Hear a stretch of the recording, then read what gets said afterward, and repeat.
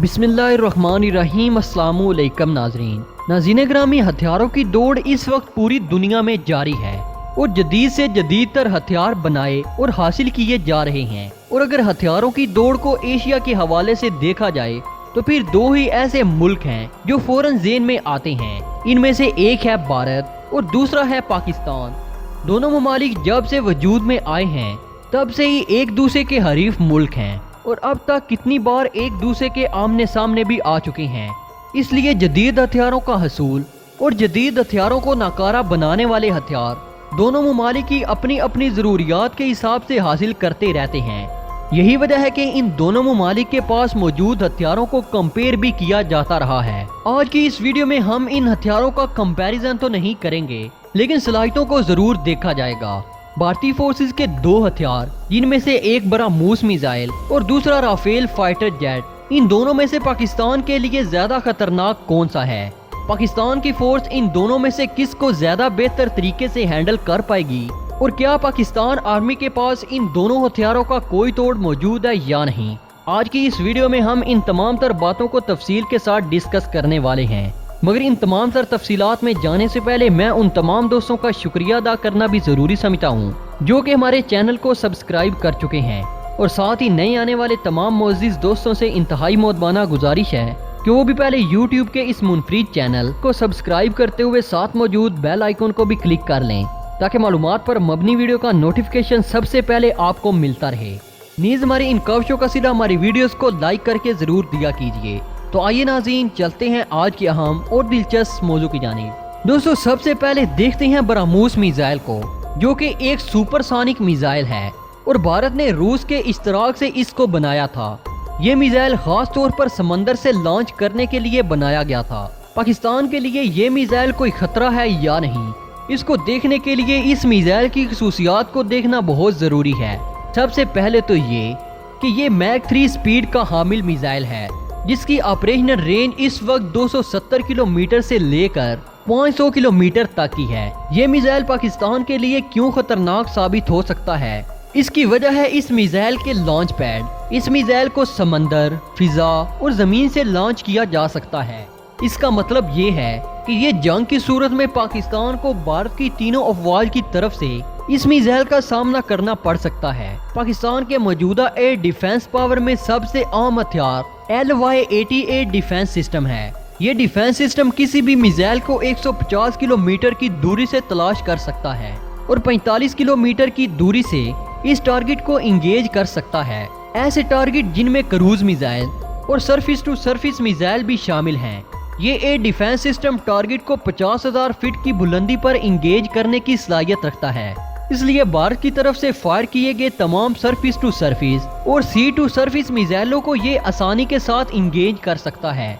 बशमूल BrahMos missile के Pakistan navy जो type 054 फ्रीगेट्स China से हासिल कर रही है, वो तमाम फ्रीगेट्स भी HQ-16 मिसाइल डिफेंस सिस्टम से लैस हैं। इसलिए भारत की तरफ से फायर किए गए इन मिसाइलों को समंदर से भी रोकने की सलाहियत जल्द ही पाकिस्तान नेवी के पास मौजूद होगी।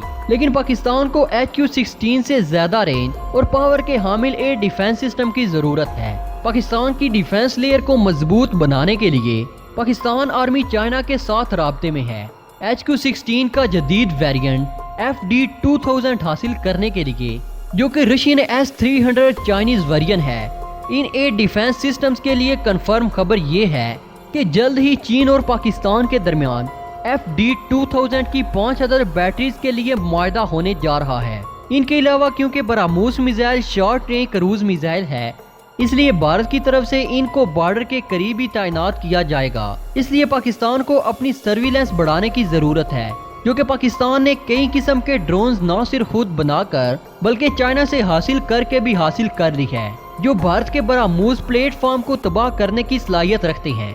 इसलिए पाकिस्तान के लिए इंडियन ब्रह्मोस मिसाइल को काउंटर करना कोई रॉकेट साइंस नहीं है। पाकिस्तान को सिर्फ डिफेंस लेयर को मजबूत करने की जरूरत है ताकि बड़ी तादाद में फायर किए गए मिसाइलों को भी 100% काउंटर किया जा सके। दोस्तों, अब आते हैं राफेल एयरक्राफ्ट पर, जिनको भारत की एयरफोर्स फ्रांस से हासिल कर चुकी है।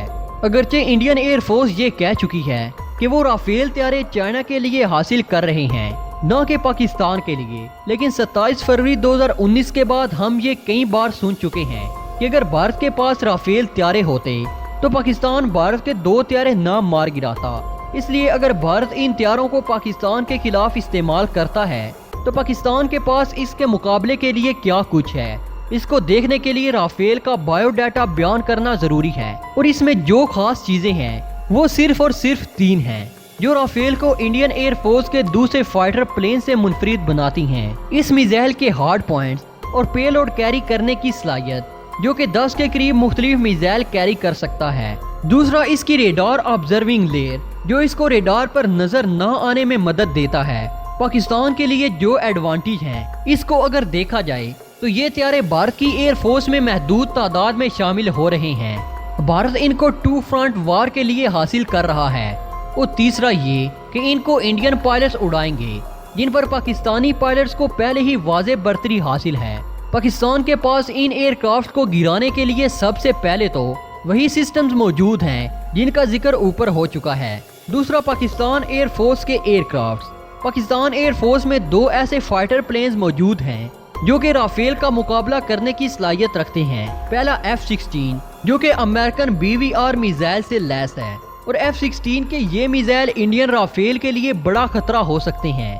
دوسرا بڑا خطرہ ہے رافیل کے لیے چائنا سے حاصل کیے گئے ایئر ٹو ایئر میزائل جو ڈاگ فائٹ کی صورت میں پاکستان کو بڑی پاور فراہم کریں گے۔ ان میزائلوں کا سامنا انڈین رافیل اسی صورت میں ہی کر سکتا ہے جب اس کا مقابلہ JF-17 تھنڈر، خاص طور پر JF-17 تھنڈر بلاک 3 سے ہوگا۔ بلاک 3 میں ریڈار گائیڈڈ میزائل کسی بھی جدید فائٹر پلین کا مقابلہ کرنے کی صلاحیت رکھتے ہیں۔ JF-17 تھنڈر بلاک 3 رافیل کے مقابلے میں تقریباً 2 گنا زیادہ رینج کے حامل میزائلوں سے بھی لیس ہوگا۔ انڈیا کا خیال ہے کہ پاکستان ایئر فورس کو ایک رافیل کے مقابلے میں 2 سے 3 ایئر کرافٹ سامنے لانا پڑیں گے، لیکن ان انڈینز کی طرف سے یہ نہیں بتایا گیا تھا کہ کیا پھر رافیل بچ پائے گا یا نہیں۔ اگر انڈینز کی اس سٹوری کو مان بھی لیا جائے کہ پاکستان کو ایک رافیل کے مقابلے میں 2 سے 3 طیارے سامنے لانا پڑیں گے تو اس کا مطلب یہی ہے کہ پاکستان ایئر فورس رافیل کا مقابلہ کرنے کی صلاحیت رکھتی ہے۔